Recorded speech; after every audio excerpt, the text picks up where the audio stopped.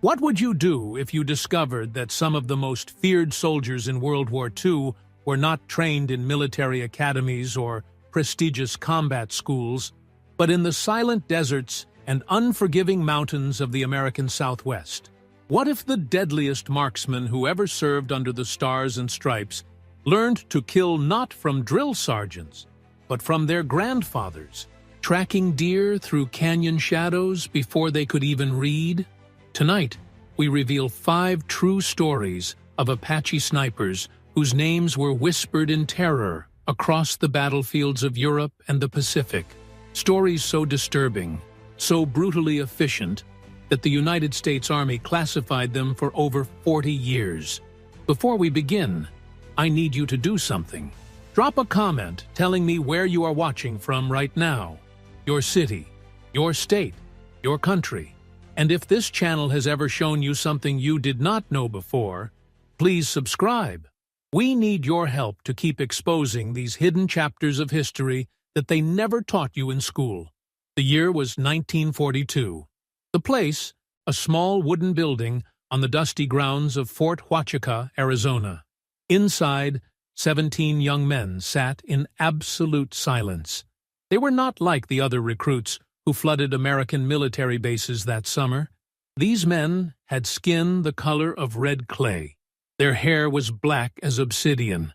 Their eyes held something ancient, something that made the white officers uncomfortable, without knowing exactly why. Colonel Raymond Brewster stood at the front of the room, studying a file that had arrived from Washington 3 days earlier. The file was stamped with words he had never seen on military documents before. Indigenous Combat Initiative, Special Warfare Division, Eyes Only. The colonel cleared his throat. He had commanded infantry units across 2 continents. He had seen men die in ways that haunted his sleep.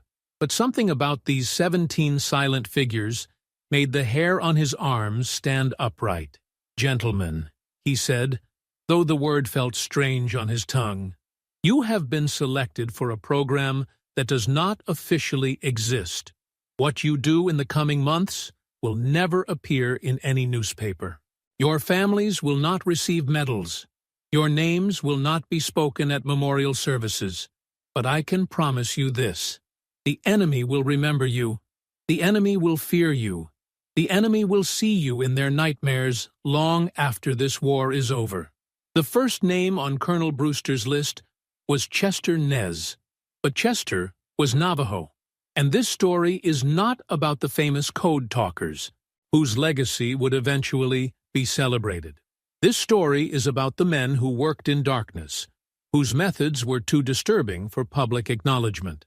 The first Apache sniper, whose story we will tell tonight, was a man named Joseph Running Water. He was 23 years old when he arrived at Fort Huachuca. He had grown up on the San Carlos Apache Reservation in southeastern Arizona, a place where the temperature could reach 115 degrees in summer, where water was so scarce that children learned to track animals by the moisture they left on rocks, where silence was not just valued, but essential for survival. Joseph's grandfather had been a warrior during the Apache Wars. He had fought alongside Geronimo himself, had learned the old ways of stalking prey across impossible distances. When Joseph was 7 years old, his grandfather began teaching him these skills, not for war, for hunting, for feeding his family during the long winters when government rations did not arrive. By the time Joseph was 12, he could track a jackrabbit across solid stone. By 15, he could remain motionless for 8 hours without his muscles cramping. By 18, he could put a bullet through a target the size of a man's eye from 600 yards away, using a rifle that his grandfather had traded for 3 horses back in 1921. The Army discovered Joseph during a routine survey of reservation land in 1941. A lieutenant named Marcus Webb had been sent to assess the San Carlos Apache for potential military recruitment. What he witnessed that afternoon would change the course of the war in ways he could never have imagined. Webb was driving his Jeep along a dirt road when he heard a single gunshot echo across the valley. He stopped his vehicle and scanned the horizon with his binoculars. Nothing. No movement, no smoke, no indication of where the shot had originated. Then he saw it, a coyote lying dead on a ridge nearly 800 yards away. The animal had been shot through the left eye. Webb spent the next 3 hours searching for the shooter. He found Joseph Runningwater sitting beneath a mesquite tree, calmly cleaning a Springfield rifle that looked older than most buildings in Arizona. "That was one hell of a shot," Webb said. Joseph did not look up from his rifle. "The coyote was going after my grandmother's chickens. Now it will not." Webb asked how far away the coyote had been when Joseph pulled the trigger. Joseph shrugged. Maybe 750 yards, maybe 800. The wind was strange today. Webb felt his mouth go dry. He had served with Army sharpshooters who trained for years to make shots at that distance. This young Apache man had done it casually, without a scope, using a rifle that belonged in a museum. 2 months later, Joseph Runningwater was on a train to Arizona, part of a secret program that would create some of the deadliest soldiers in American military history. The training at Fort Huachuca was unlike anything the regular Army conducted. While other recruits learned to march in formation and follow orders, the Apache snipers were given a different curriculum. They trained at night. They trained in silence. They trained to become invisible. Lieutenant Colonel Harold Blackwood oversaw their instruction. He was a strange man, thin and pale, with eyes that never seemed to blink.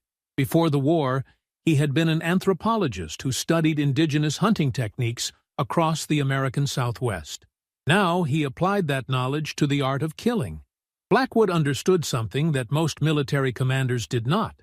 The Apache warriors of the previous century had developed combat techniques over thousands of years, techniques perfectly adapted to asymmetric warfare. They could appear from nowhere. They could disappear without a trace.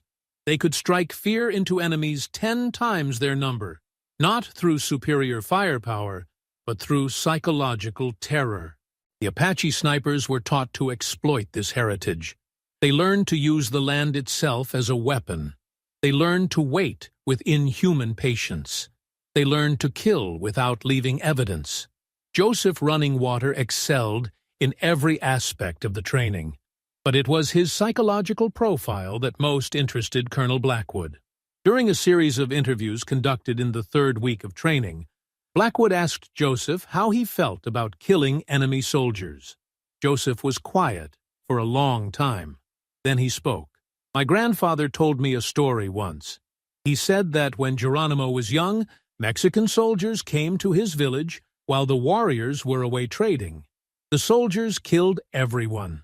Geronimo's mother, his wife, his 3 children, all dead. When Geronimo returned and found what had happened, he did not scream. He did not cry. He simply began walking south. For the next 30 years, he made the Mexicans pay for what they had done. Not out of anger, not out of hatred, out of necessity, because some debts can only be paid in blood." Blackwood leaned forward in his chair. "And you feel you have such a debt?" Joseph met his eyes. "The people who put my grandfather in a cage until he died, the people who took our land, the people who let my cousins starve while their children grew fat, they are the same people who are killing innocent families across the ocean right now. I have watched newsreels. I have seen what the Germans do, what the Japanese do. It is the same thing that was done to us. So yes, I will fight, not for America, for the children who cannot fight for themselves." In April of 1943, Joseph Runningwater was deployed to North Africa as part of a special operations unit attached to the 1st Infantry Division. His mission was simple: eliminate high-value targets that conventional forces could not reach. Do so without being detected.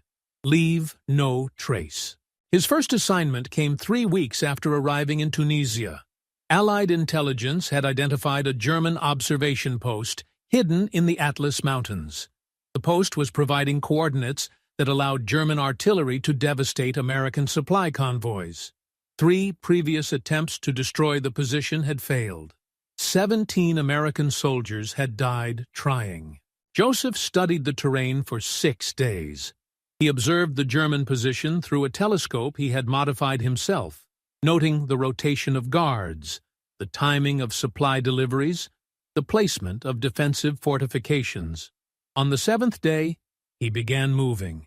It took him 18 hours to cover 2 miles. He moved only when the wind blew, using its sound to mask any noise his body might make. He crossed open ground by lying flat against the sand, pulling himself forward with his fingernails at a rate of 3 feet per minute. He did not eat. He did not drink. He did not relieve himself. At 1400 hours on April 17, 1943, Joseph Runningwater reached a position 400 yards from the German observation post. He was lying in a shallow depression no deeper than 8 inches, covered with a blanket of sand and dried vegetation that he had collected during his approach. He waited. At 1642 hours, the German commanding officer emerged from the bunker to inspect his sentries. He was a major named Klaus Dietrich, a veteran of the Eastern Front, who had earned his position through ruthless efficiency. He had no idea that he had less than 3 seconds to live. Joseph's bullet entered Klaus Dietrich's skull exactly 1 centimeter above his left ear. The major dropped instantly. Before his body hit the ground, Joseph had already chambered another round. The second bullet killed Dietrich's aide, who had been standing 2 feet away. The third bullet destroyed the radio antenna on the bunker's roof. In the chaos that followed, the German soldiers could not determine where the shots had come from. They fired wildly into the surrounding hills. They called for reinforcements. They searched for hours.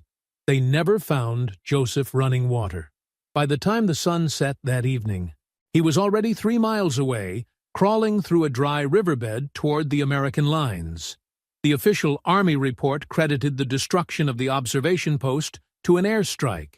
No mention was made of a single Apache sniper who had accomplished what entire platoons could not. But the Germans knew. They did not know his name. They did not know where he came from. They only knew that something was hunting them. Something that could not be seen, could not be heard, could not be stopped. Within weeks, rumors began spreading through German units across North Africa. Soldiers spoke of a ghost in the desert, a phantom who could kill from impossible distances, a specter who left nothing behind but dead officers and shattered morale. The second story we must tell tonight concerns a man whose Apache name translated to "he who walks in shadows." The Army called him Private First Class Thomas Lightfoot, but that was never his true name.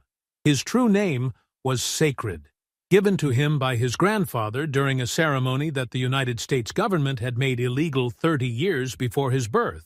Thomas came from the White Mountain Apache Reservation in eastern Arizona. Unlike Joseph Runningwater, who had been raised in poverty, Thomas grew up in a family of relative prosperity. His father worked as a translator for the Bureau of Indian Affairs. His mother taught at the reservation school. They lived in a house with running water and electricity, luxuries that many Apache families did not possess. But Thomas had always felt the pull of something older. When he was 14, he ran away from home and spent 3 months living with his great-uncle in a remote canyon that few white men had ever seen.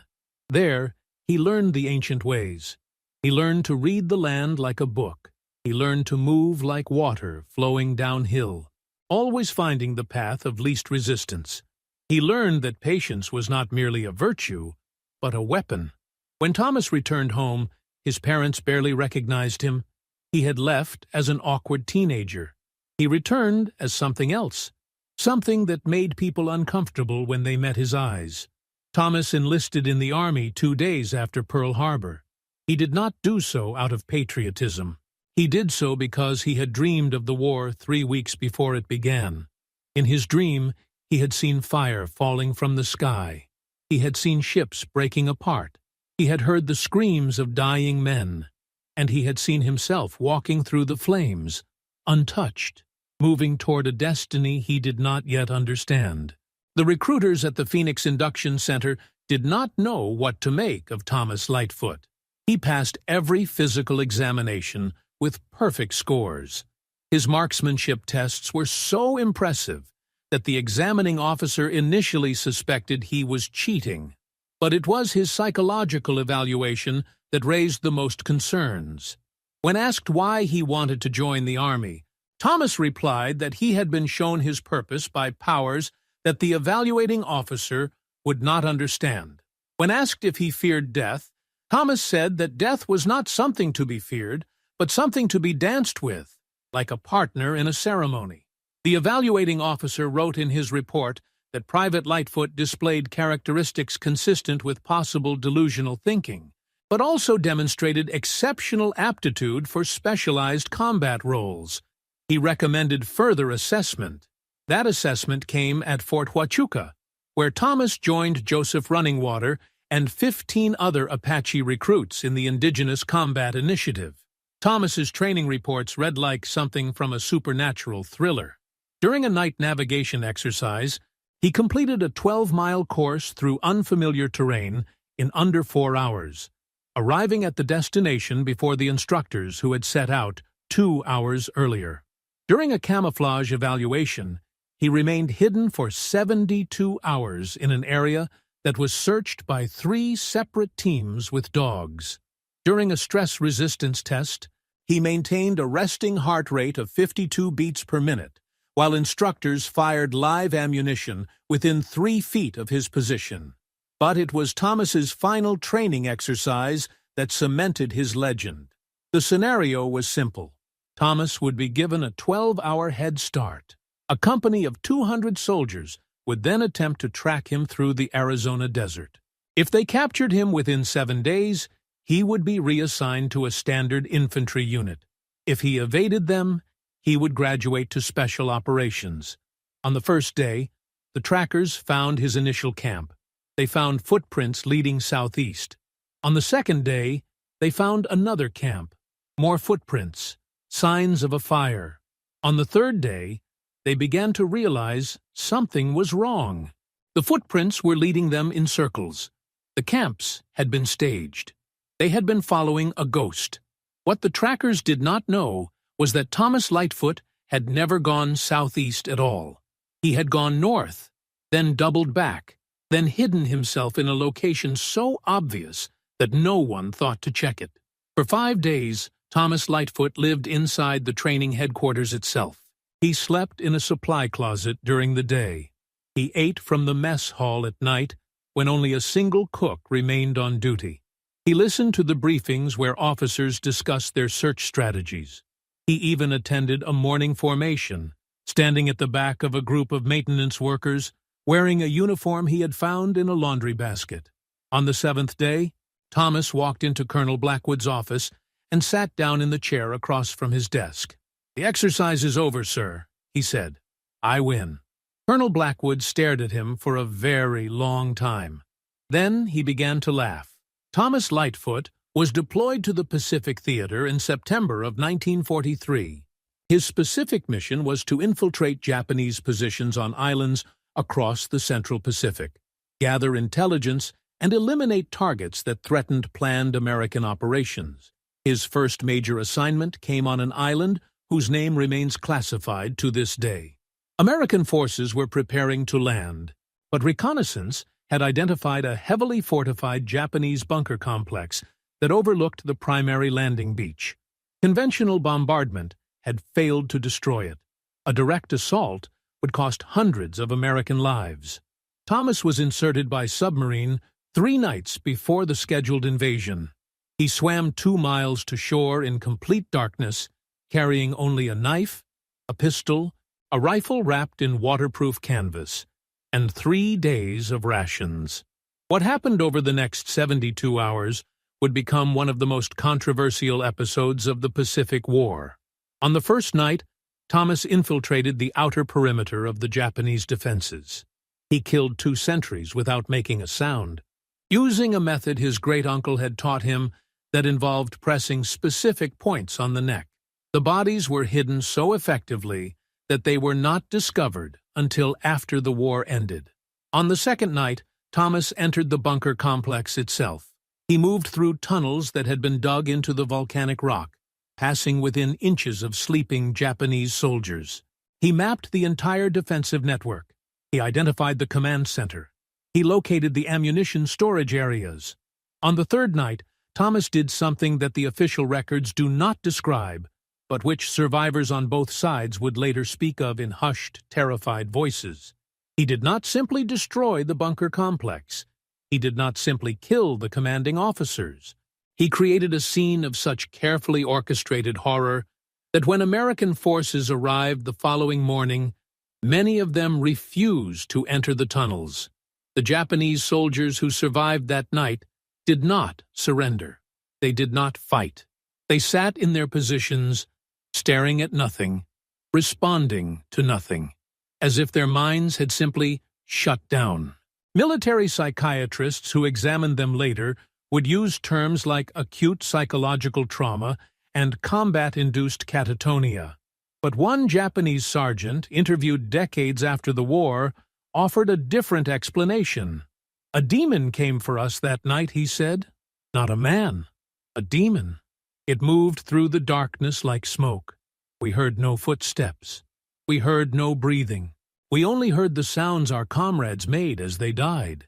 And when the sun rose, those of us who remained understood that we had been shown something about the nature of war that most soldiers never see. We had been shown that there are worse things than death. There are things that take your soul while leaving your body alive." Thomas Lightfoot survived the war. He returned to Arizona in 1946. He never spoke of what he had done in the Pacific. He never accepted the medals that the Army tried to give him. He lived quietly on the White Mountain Reservation until his death in 1989. But those who knew him said that something had changed in his eyes. Something had gone dark, as if the demon he had become during the war had never quite left, had simply learned to hide, waiting in the shadows of his soul for a moment that never came. The third story we must tell tonight is perhaps the most disturbing of all. It concerns not a single sniper, but a pair of brothers whose combined kill count would exceed 300 confirmed enemy dead. Their names were Michael and David Greywolf. They were twins, born 3 minutes apart on January 15, 1922, on the Mescalero Apache Reservation in south-central New Mexico. From the moment of their birth, there was something unusual about them. They did not cry. They did not fuss. They simply looked at the world with dark, ancient eyes, as if they already understood things that took other humans decades to learn. The Greywolf brothers grew up hunting together. They developed a system of communication that required no words, only glances and subtle movements that others could not detect. By the time they were 16, they had become legendary among the Apache hunters, bringing down game that eluded everyone else, appearing where no one expected them, vanishing when pursuit became inconvenient. When the war came, the Army tried to separate them. Standard policy dictated that siblings should not serve in the same unit, to prevent a single casualty from devastating a family twice. The Greywolf brothers refused. They refused so completely that the officers at their induction center did not know what to do. Michael and David simply would not obey orders that separated them. They would not fight. They would not cooperate. They would sit in perfect silence, their dark eyes fixed on whatever officer tried to command them, until that officer grew uncomfortable and left the room. Eventually, their case was escalated to a colonel who had read reports about the Indigenous Combat Initiative. He made a decision that would prove either brilliant or catastrophic, depending on how one viewed the results. The Greywolf brothers would serve together. They would be deployed as a sniper team. One would spot, one would shoot, and God help anyone who stood in their way. Their training at Fort Huachuca was marked by incidents that still trouble military historians. During a live-fire exercise, the brothers demonstrated an ability to communicate without speaking that observers found deeply unsettling. Michael would identify a target, and David would fire within 1.3 seconds without any verbal communication, without any hand signals, without any detectable exchange of information whatsoever. When Colonel Blackwood asked them how they coordinated so effectively, they gave an answer that he later admitted made him consider abandoning the entire program. "We see through each other's eyes," Michael said. David nodded. "When I close my eyes, I see what he sees. When he closes his eyes, he sees what I see. It has always been this way. We thought everyone could do this." Blackwood ordered psychological evaluations. He ordered medical examinations. He even brought in a researcher from Yale who specialized in the study of twins. None of them could explain what the Grey Wolf brothers described. None of them could prove it was real, but none of them could prove it was not real either. In March of 1944, the Grey Wolf brothers were deployed to Italy as part of an operation to support the Allied advance toward Rome. Their primary targets were German officers who had proven particularly effective at organizing defensive positions. Over the next 11 months, Michael and David Grey Wolf would be credited with 97 confirmed kills. But the official records tell only part of the story. What the records do not tell is how the brothers operated. They did not move like a normal sniper team, with one man scanning for targets while the other prepared to shoot. They moved like a single organism split into two bodies, coordinating movements that should have required radio communication without exchanging a single word. On one occasion, an American reconnaissance unit observed the brothers stalking a German command post from two different directions simultaneously. The lieutenant commanding the unit later submitted a report describing what he witnessed. The two Apaches approached from angles that made visual contact between them impossible. They moved at exactly the same pace. They paused at exactly the same moments. They opened fire at exactly the same instant, killing 7 German officers in under 4 seconds. I have seen many things in this war, but I have never seen anything like what those brothers could do. It was as if they shared a single mind that happened to inhabit 2 separate bodies.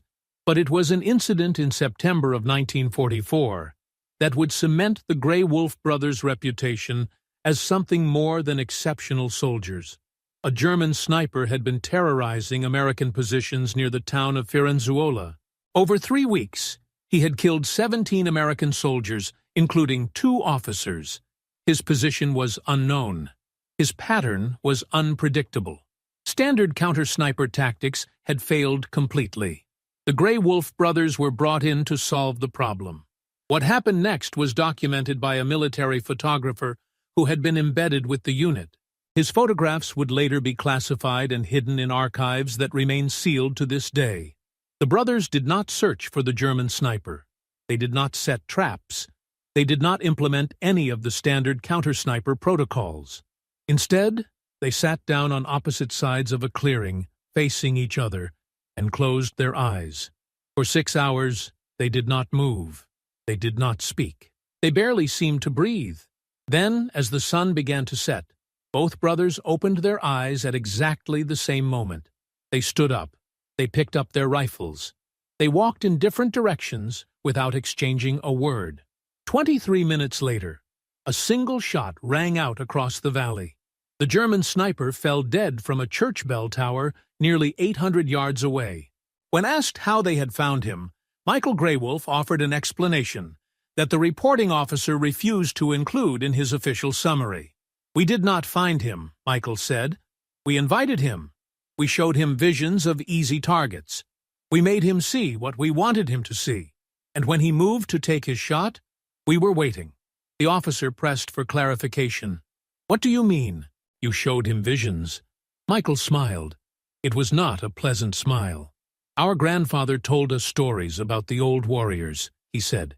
"He told us that the strongest among them could enter the minds of their enemies. They could plant fears. They could create illusions.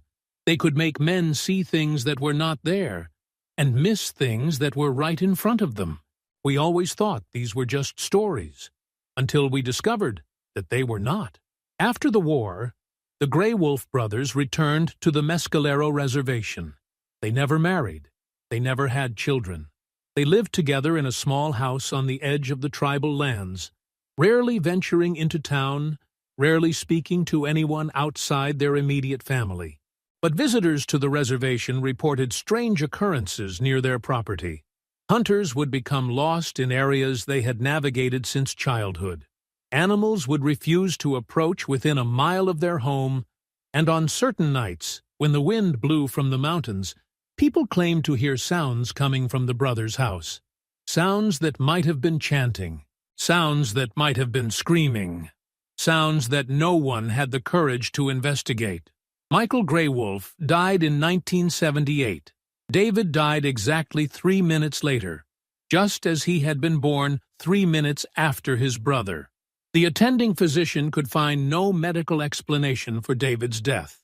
His heart simply stopped beating at the precise moment his brother's heart stopped beating 8 miles away.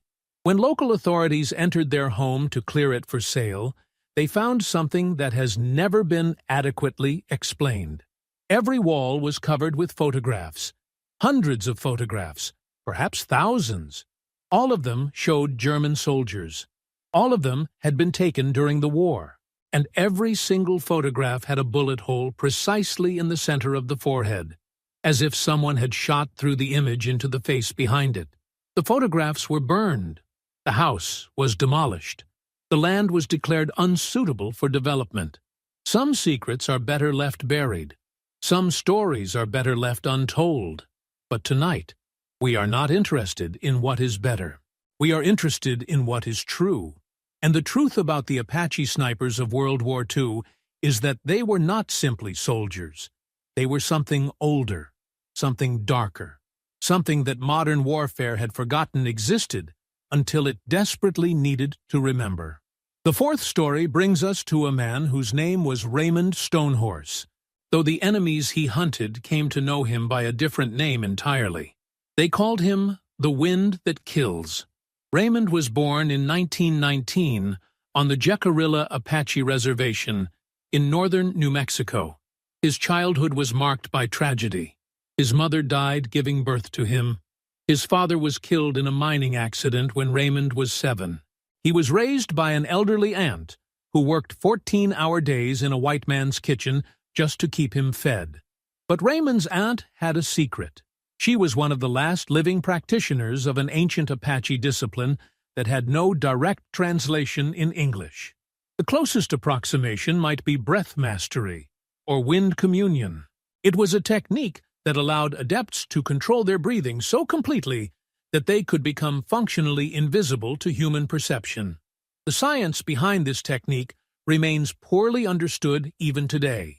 Modern research into states of extreme physiological control has suggested that highly trained individuals can reduce their metabolic processes to levels that are nearly undetectable.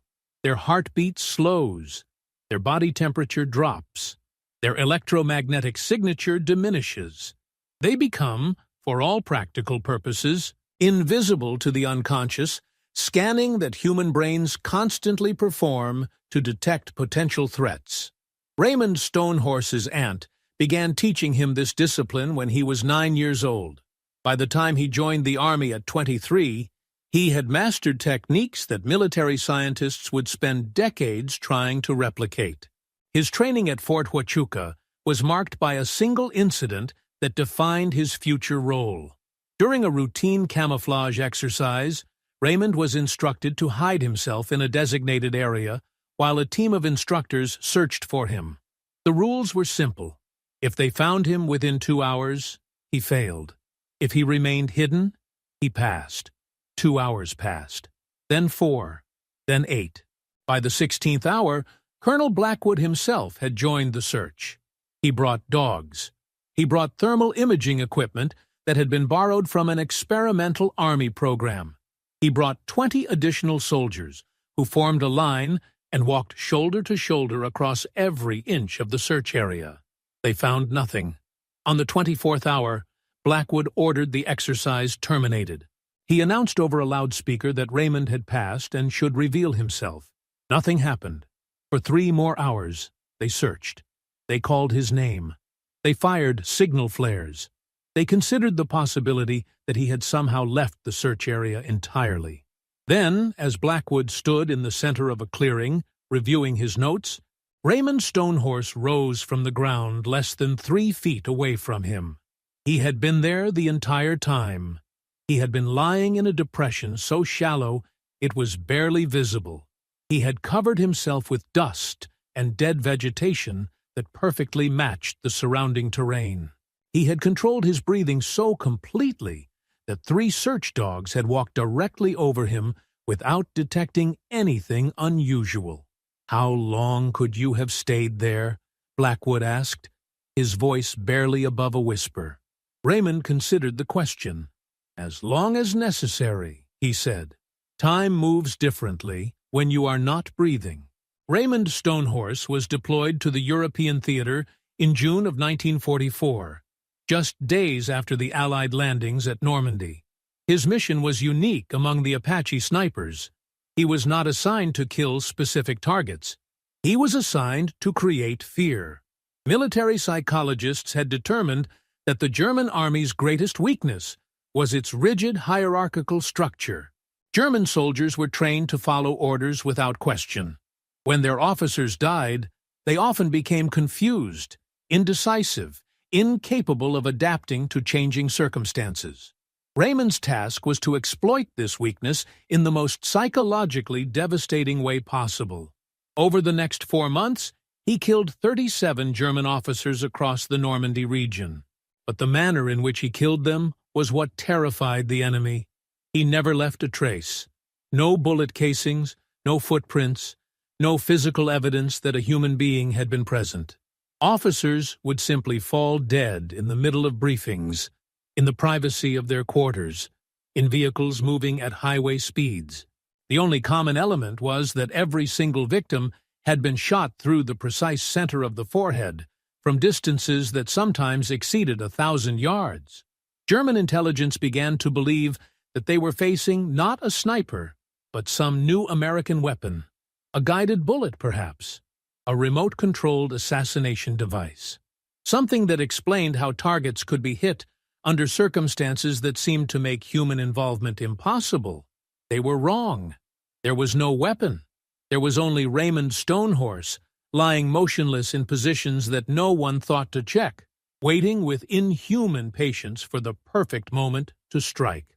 But it was Raymond's final mission that would haunt everyone who learned about it.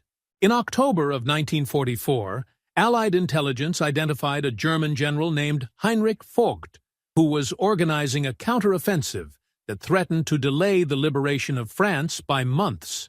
Vogt was a careful man who had survived 2 previous assassination attempts. He traveled in armored vehicles.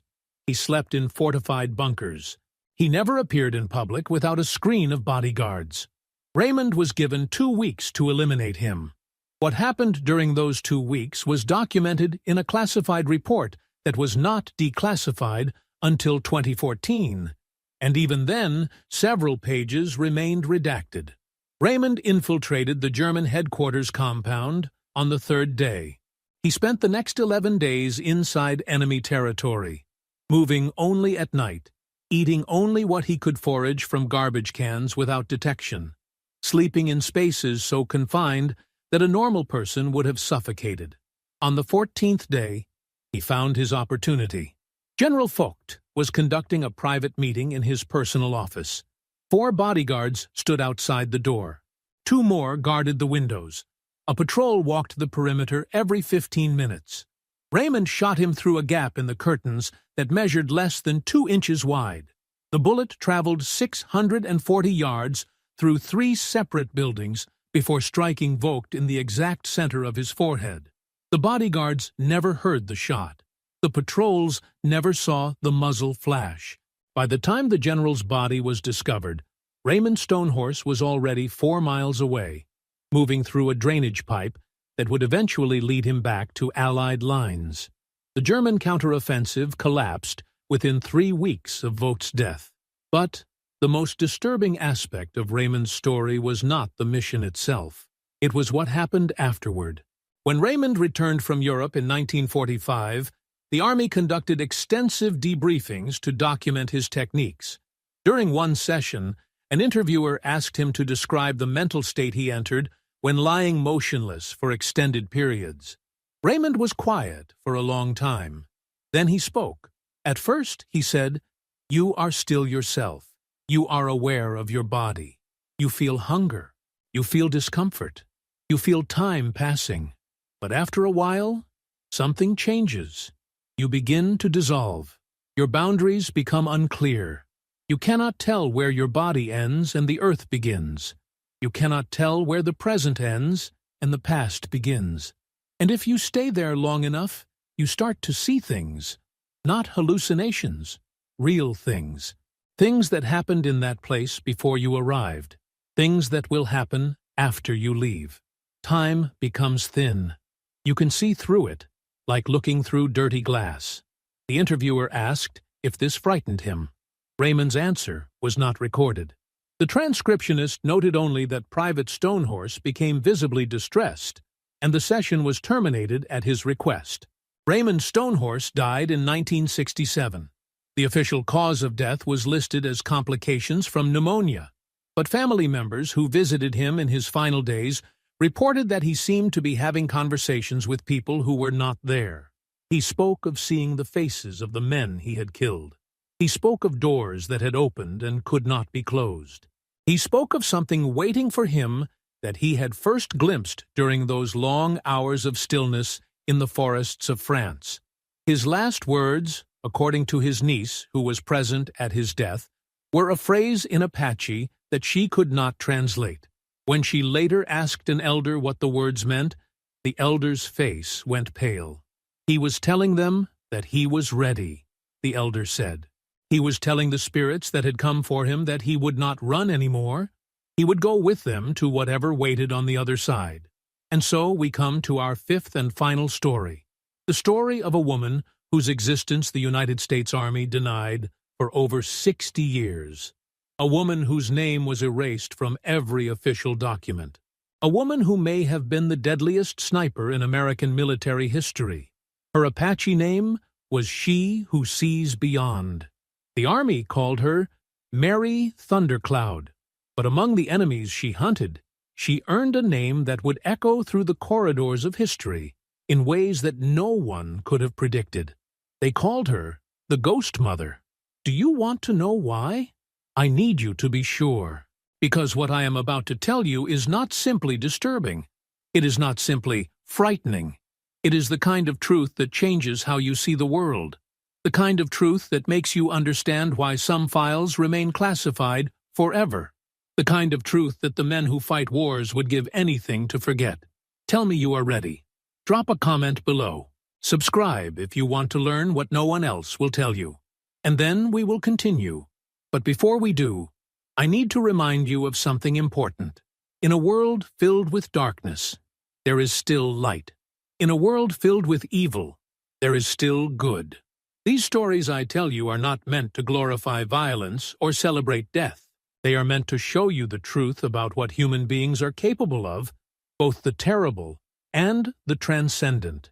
And if you ever find yourself lost in that darkness, remember that there is one who sees you, one who knows you, one who loves you no matter what you have done or what has been done to you.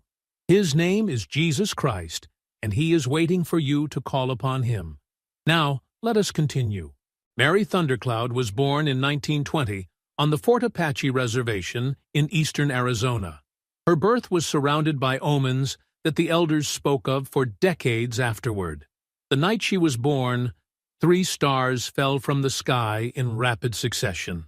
A medicine man who witnessed the birth said that he saw something in her eyes that he had never seen in any other newborn. A depth, a knowing, as if she had arrived in this world already carrying memories of another. Mary's childhood was unremarkable by reservation standards. She attended the government school. She learned English and arithmetic. She helped her mother with domestic tasks and her father with hunting. But from an early age, she displayed abilities that set her apart. When Mary was 6 years old, she told her mother that her grandfather was about to die. Her grandfather lived 200 miles away and was in perfect health. 3 days later, he suffered a massive heart attack and died instantly. When Mary was 10 years old, she disappeared into the wilderness for 2 weeks. Search parties found no trace of her. Then, on the 14th day, she walked back into her village, carrying a deer carcass that weighed more than she did. When asked where she had been, she said only that she had been learning. When Mary was 16 years old, she shot a rattlesnake that was threatening her younger brother. The snake was 30 feet away, coiled in brush so thick that it was barely visible. Mary did not aim. She did not hesitate. She simply raised her rifle and fired from the hip, killing the snake with a single bullet through its head. By the time the war began, Mary had developed a reputation that extended far beyond her reservation. She was known as a healer who could cure illnesses that baffled doctors. She was known as a tracker who could follow trails that were invisible to others. And she was known as a marksman whose skills bordered on the supernatural. When the Indigenous Combat Initiative began recruiting in 1942, they were initially looking only for men. The idea of female combat personnel was so foreign to military thinking that it was never seriously considered. But a Bureau of Indian Affairs agent named William Mercer had heard stories about Mary Thundercloud. He had heard that she could shoot the eye out of a hawk at 400 yards. He had heard that she could move through the forest without disturbing a single leaf. He had heard that she could see things before they happened. Mercer wrote a letter to Colonel Blackwood suggesting that an exception be made. He attached witness statements describing Mary's abilities. He argued that in unconventional warfare, conventional rules might need to be reconsidered. Blackwood was skeptical, but he was also desperate. The Apache sniper program was producing results beyond anyone's expectations, and he wanted to push its boundaries even further. In March of 1943, Mary Thundercloud arrived at Fort Huachuca. What happened during her training would later be described as impossible by everyone who witnessed it. During her marksmanship evaluation, Mary hit 20 consecutive targets at ranges between 400 and 1,200 yards. She did not use a scope. She did not take time to adjust for wind or elevation. She simply raised her rifle, fired, and moved to the next target. The evaluating officer noted that Private Thundercloud displays shooting abilities that exceed any documented standard in military history. Her accuracy at extreme range appears to defy established ballistic principles. Further evaluation is recommended. During her camouflage assessment, Mary demonstrated techniques that left her instructors speechless. She could blend into environments that seemed to offer no concealment whatsoever. She could stand in the middle of an open field and somehow become invisible, not hidden behind cover, but simply unseen. When asked to explain how she accomplished this, Mary gave an answer that was recorded but never officially acknowledged. "I do not hide my body," she said. "I hide myself. My body is not what people see when they look at me. They see what I project, my anger, my fear, my desire. If I project nothing, there is nothing for them to see." The evaluating officer recommended psychological evaluation. The psychologist who examined Mary submitted a report that was immediately classified. "Subject displays no signs of mental illness or delusional thinking," the psychologist wrote. However, subject demonstrates awareness of concepts and abilities that do not correspond to any known psychological or physical principles. Subject claims these abilities have been passed down through generations of Apache medicine women, and that she is merely the latest inheritor of a tradition that predates European contact with the Americas. My recommendation is that subject be utilized for her extraordinary capabilities while further research is conducted to determine their nature and potential applications. In July of 1943, Mary Thundercloud was secretly deployed to the Pacific Theater. Her mission was unlike anything assigned to the male Apache snipers. She was not sent to kill officers or destroy military installations. She was sent to gather intelligence through methods that the Army did not officially acknowledge existed.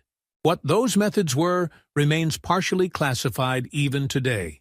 But documents that were released in 2018 provide tantalizing glimpses of what Mary may have accomplished.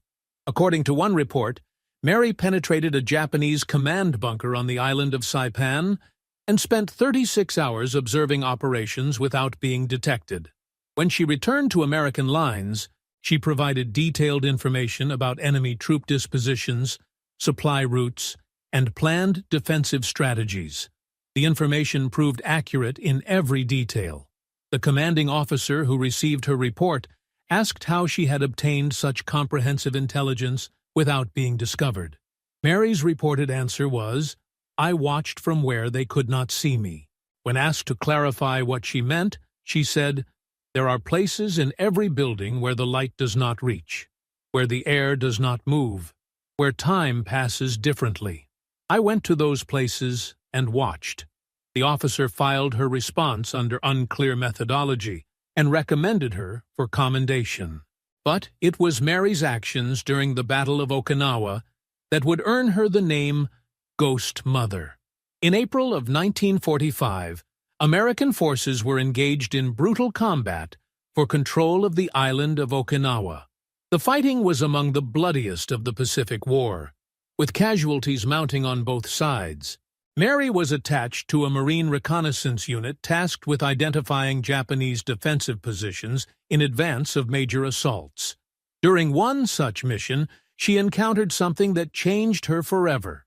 The reconnaissance team discovered a cave system that the Japanese were using as a hospital. Inside, they found not only wounded soldiers, but also hundreds of Okinawan civilians who had been told by Japanese authorities that American forces would murder them if they surrendered. Many of the civilians were women and children. Mary ordered her team to withdraw while she investigated further. She spent 3 days inside the cave system, watching, listening, and slowly earning the trust of the terrified civilians. What happened during those 3 days is documented only in fragments. We know that Mary convinced more than 200 civilians to surrender to American forces rather than commit suicide, as Japanese officers had instructed them. We know that she provided critical intelligence about Japanese positions that saved an estimated 400 American lives. But we also know something else, something that the Marines who worked with Mary spoke of only in whispers for the rest of their lives. During those 3 days, Mary did not simply observe the Japanese soldiers guarding the cave. She killed them. 37 Japanese soldiers died during the period Mary spent inside the cave system. Every single one was killed by a shot to the head from a small-caliber weapon that was never recovered. Every single one died without alerting any other soldier to the danger. Every single one was found in a position that suggested they had been completely relaxed at the moment of death, as if they had simply fallen asleep and never woken up. The Marines called this impossible. They called it supernatural. They called it the work of a ghost. But the Okinawan civilians who survived gave Mary a different name. They called her the Ghost Mother because she had protected them as a mother protects her children. She had moved among the enemy like a spirit, invisible and invincible, striking down those who threatened her adopted family with a precision that seemed to transcend human capability. After the war, Mary Thundercloud returned to Arizona. Unlike some of her fellow Apache snipers, she did not struggle with what she had done. She did not experience the nightmares, the flashbacks, the guilt that plagued so many veterans. When asked about this during a rare interview in 1973, she explained her perspective in terms that revealed the spiritual framework underlying everything she did. "War is terrible," she said. "Killing is terrible, but sometimes terrible things must be done to protect those who cannot protect themselves. I did not kill because I hated my enemies. I did not kill because I wanted to prove my strength. I killed because there were children in that cave who deserved to live. There were mothers who deserved to see their sons grow up. There were families who deserved a chance at survival. The Japanese soldiers I killed were not evil men. They were men who had been taught to follow orders without question, just as our own soldiers were taught. In another life, they might have been farmers, teachers, fathers. But in this life, they stood between innocent people and safety, so I removed them. And then she said something that the interviewer never forgot. Every person I killed, I prayed for. Not because I thought my prayers would save their souls, but because I needed to remember that they were souls, human beings created by the same God who created me. My enemies in war, yes, but my brothers and sisters in humanity. If we forget that, we become the very thing we fight against, and the darkness wins. Mary Thundercloud died in 1992 at the age of 72. Her funeral was attended by hundreds of people from across the United States, including several elderly Japanese citizens who had traveled from Okinawa to pay their respects. One of them was a woman named Michiko Tanaka. She was 80 years old. She had been 15 when Mary saved her life in that cave. At the funeral, Michiko placed a small stone on Mary's grave. It was a tradition from her homeland, a way of honoring the dead. Then she spoke words that no one else could hear. Words meant only for Mary. Words of gratitude for a life she would never have had. Words of love for a woman who had become, in every way that mattered, her mother. And when Michiko walked away, she left behind something else. A small piece of paper, folded carefully, tucked beneath the stone. On it were written 3 words in both Japanese and Apache: Mother, Protector, Spirit. These are the stories of the Apache snipers of World War II. Stories of men and women who brought ancient skills to modern warfare. Stories of hunters who became warriors. Stories of darkness and light, horror and heroism, death and redemption. They were not perfect people. They did terrible things in service of what they believed was a greater good. Some of them never recovered from what they saw and did. Some of them carried wounds that no medal could heal. But they were also human beings, children of God, souls struggling to find meaning in a world that often seemed meaningless. And if their stories disturb you, good, they should. War is not glorious. It is not romantic. It is the worst thing that human beings do to each other. The Apache snipers understood this better than most, because their own people had been on the receiving end of such violence for generations. Yet they chose to fight. They chose to protect. They chose to use their gifts not for personal gain, but for the defense of those who could not defend themselves. That is not something to celebrate, but it is something to honor, something to remember, something to learn from. And so I leave you with a final thought, a prayer, if you will. May we live in a world where such skills are never needed again. May we find ways to resolve our differences without violence. May we see in every enemy the face of a brother or sister who has simply lost their way. But if that day has not yet come, may we have the courage to stand against evil. May we have the wisdom to know when force is necessary. May we have the compassion to remember that even our enemies are human. And may God guide us all through the darkness into the light of His eternal love. Through Jesus Christ our Lord. Amen. If you have watched this far, you are not like most people. You want to understand the truth, no matter how difficult it may be. You want to learn from history, not ignore it. You want to grow, even when growth is painful. Thank you for being here. Thank you for listening. Thank you for caring. Now go into the world and be a light. Share kindness where you find hatred. Share hope where you find despair. Share love where you find loneliness. Because in the end, that is what defeats the darkness. Not more violence, not more fear, just ordinary people choosing to be extraordinary, choosing to love, choosing to hope, choosing to believe that a better world is possible. I believe it is. Do you? Tell me in the comments. And until next time, may God bless you and keep you. May His face shine upon you. May He give you peace. Goodbye for now, but never forever. We will meet again.